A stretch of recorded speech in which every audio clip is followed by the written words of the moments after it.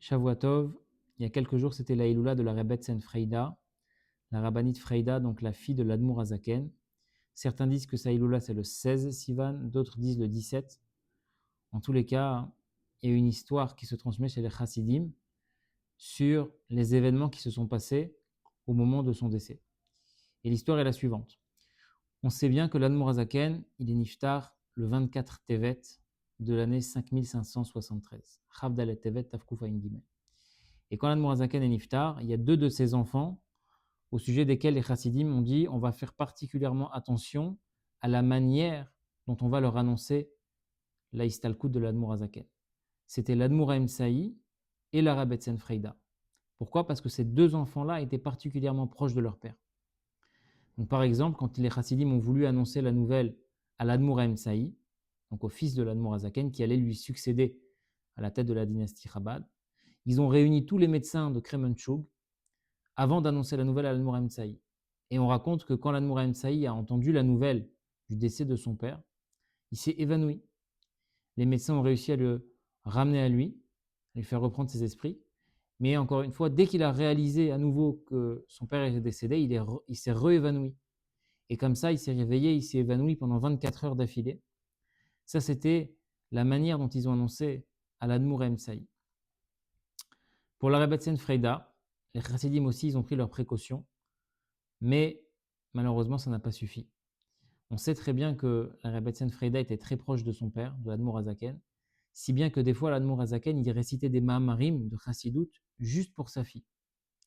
Et donc, le lien qui les unissait était tellement fort que quand la Rebbetzin Freida, elle a appris cette nouvelle, elle est tombée gravement malade. Et pendant plusieurs mois, les médecins ont tout fait pour essayer de la guérir, mais aucune solution n'a été trouvée. Si bien que, au bout d'un moment, elle a senti que ses jours arrivaient à leur terme. Et donc, elle a demandé au chassidim, je vous demande de me faire la promesse, enterrez-moi à côté de mon père. Enterrez-moi dans le Ohel, dans le tombeau de mon père, l'Admour Azaken. Les chassidim, ils ne savaient pas trop comment répondre à cette demande, parce qu'ils connaissaient, certes, la grandeur de la Rebbetzin Freida, mais est-ce que c'est kavod, est-ce que c'est souhaitable, est-ce que c'est bien d'enterrer une femme à côté de l'Admour Azaken, même si c'est sa fille, etc. Mais il se posait des questions. Est-ce que ça se fait? Est-ce que ça ne se fait pas? Et elle insistait. Jusqu'à qu'un jour, elle a appelé les chassidim. Elle a senti que son âme, elle allait partir. Et elle a récité Elokai Neshama, cette prière qu'on dit le matin. Et quand elle a fini de réciter la prière, elle a crié en yiddish, Papa, papa, j'arrive, j'arrive.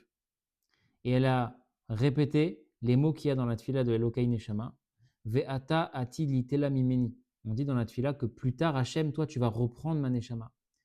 Et donc, on dit qu'elle a crié Ve'ata ati litela mimeni, que toi, Hachem, tu vas reprendre ma Neshama. Et quand elle a crié ça, la Neshama, elle est montée. Et quand les chassidim, ils ont vu ça, ils ont dit waouh, c'est quelqu'un de spécial, et donc on va accéder à sa demande. Et donc, les chassidim ont pris le corps de la Rebbetzin Freida, ils l'ont mis dans la calèche, et ils partaient pour l'enterrer à côté de l'Admour Azaken. Mais sur la route, ils arrivent sur un carrefour. D'un côté, la route, elle va vers Haditch, donc là où l'Admour Azaken est enterré. Et l'autre route, il va vers, je ne veux pas dire de bêtises, elle va à Kremenchug. Une route qui va vers Haditch, l'autre qui va vers Kremenchug. Et là, les chassidim, il y en a un qui a une idée, il a dit, regarde, on n'a qu'à laisser les chevaux libres et on va voir, est-ce qu'ils partent à droite à Haditch? À ce moment-là, ça veut dire que c'est un signe de Dieu qu'elle doit être enterrée à côté de son père Admour Azaken. Ou est-ce que s'ils partent à Kremenchug, ça veut dire qu'on peut l'enterrer autre part? Et on raconte que les chevaux, de eux-mêmes, ils sont partis vers Haditch.